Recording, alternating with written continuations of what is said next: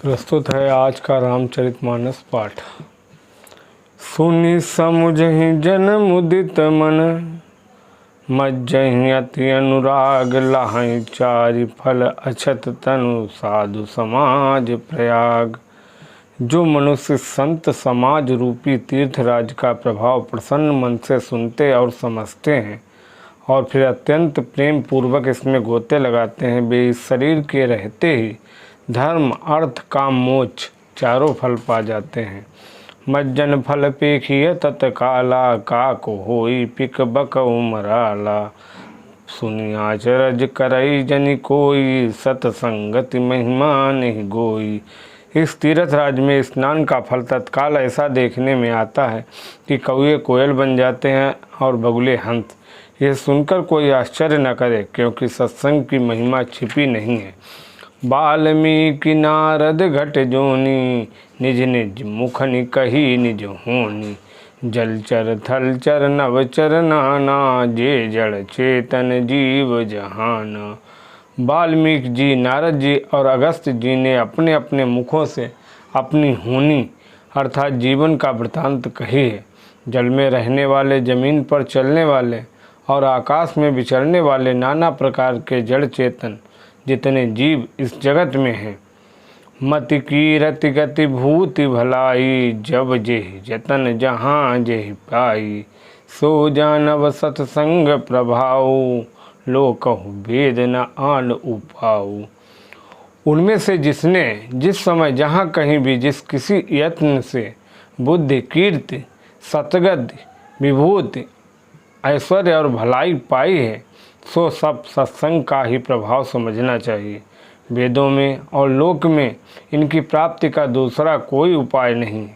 बिनु सत्संग विवेक न होई, राम कृपा बिनु सुलभ न सोई।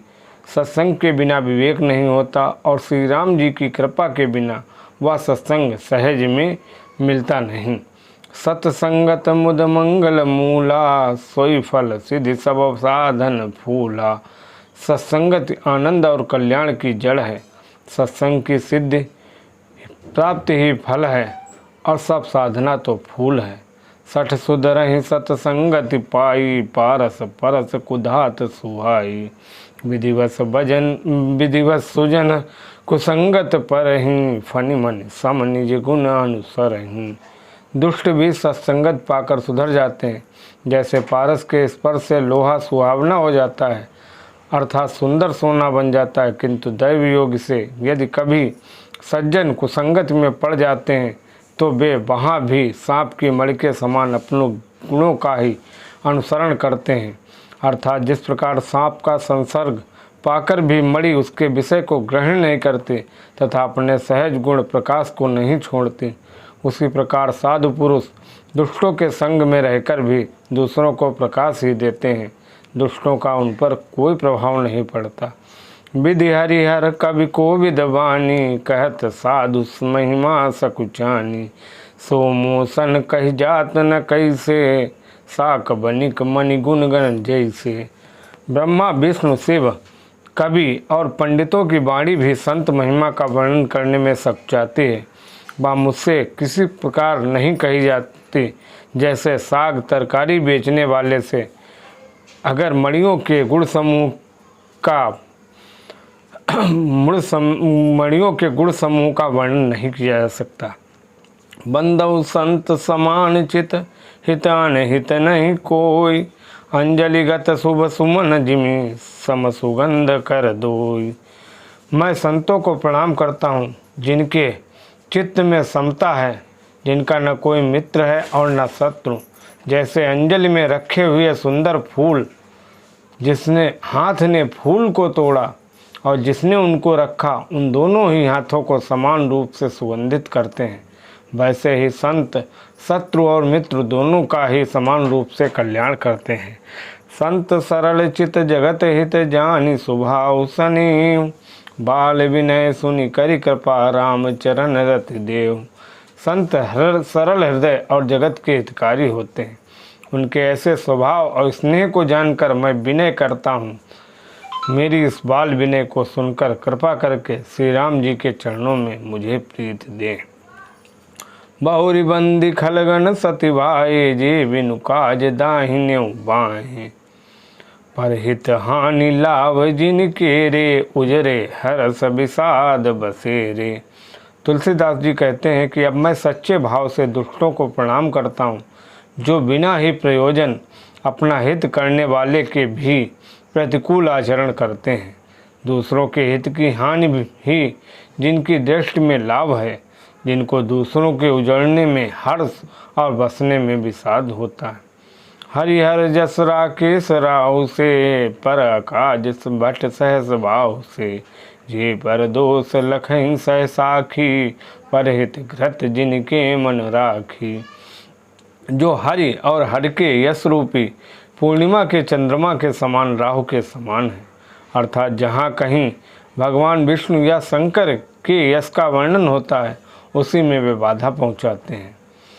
और दूसरों की बुराई करने में सहस भाव के समान वीर हैं, जो दूसरों के दोषों को हजार आँखों से देखते हैं और दूसरों के हित रूपी घी के लिए जिनका मन मक्खी के समान है, अर्थात जिस प्रकार मक्खी घी में गिरकर उसको खराब कर देती है, उसी प्रकार और गिर जाती है और ख़राब कर देती है और स्वयं भी मर जाती है, उसी प्रकार दुष्ट लोग दूसरों के बने बनाए काम को बिगाड़ने में अपनी जान तक झोंक देते हैं।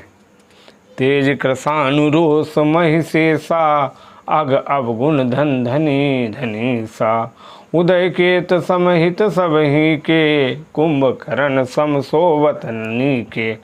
तुलसीदास जी कहते हैं कि जो तेज दूसरों को जलाने वाले ताप, अर्थात जो ताप वो अग्नि में और क्रोध में यमराज के समान है, जो तेज में अग्नि और क्रोध में यमराज के समान है, पाप और अवगुण रूपी धन में कुबेर के समान धनी हैं, जिनकी बढ़ती सभी के हित का नाश करने के लिए केतु के समान है, और जिनके कुंभकर्ण की सोते रहने में ही भलाई है, अर्थात उनसे दूरी ही अच्छी है। पर काजु लगी तनु पर हरहीं, जिम हिम उपल कृषि दलि गरहीं। बंदम खल जसर शीस सरोसा, सहस बदन बरनई पर दोसा। जैसे ओले खेती का नाश करके अपने आप भी गल जाते हैं, और वैसे ही वे दूसरों का काम बिगाड़ने के लिए अपना शरीर तक छोड़ देते हैं। मैं दुष्टों को हजार मुख वाले शेष जी के समान समझकर प्रणाम करता हूँ, जो पराये दोषों का हजार मुखों से बड़े रोष के साथ वर्णन करते हैं। पुनि प्रणमऊ पृथराजु समाना, पराग सुनई सहस दस काना। बहुरी शक्र सम बिनबऊ तेहि, संतत सुरानी कहित जेहि। पुनः उनको राजा पृथु, अर्थात जिन्होंने भगवान का यश सुनने के लिए 10,000 कान मांगे थे, के समान जानकर प्रणाम करता हूँ, जो 10,000 कानों से दूसरों के पापों को सुनते हैं, फिर इंद्र के समान मानकर उनकी विनय करता हूँ, जिनको सुरा अथवा मदिरा नीकी और हितकारी मालूम होती है। इंद्र के लिए भी सुरानीक अर्थात देवताओं की सेना हितकारी है। बचन वज्र जे सदा प्यारा, सहस नयन पर दोष निहारा। जिनको कठोर वचन रूपी वज्र सदा प्यारा लगता है, और जो हजार आँखों से दूसरों के दोषों को देखते हैं। इसी के साथ आज का भाग यहीं पर समाप्त करता हूँ। बोलो जय सिया राम।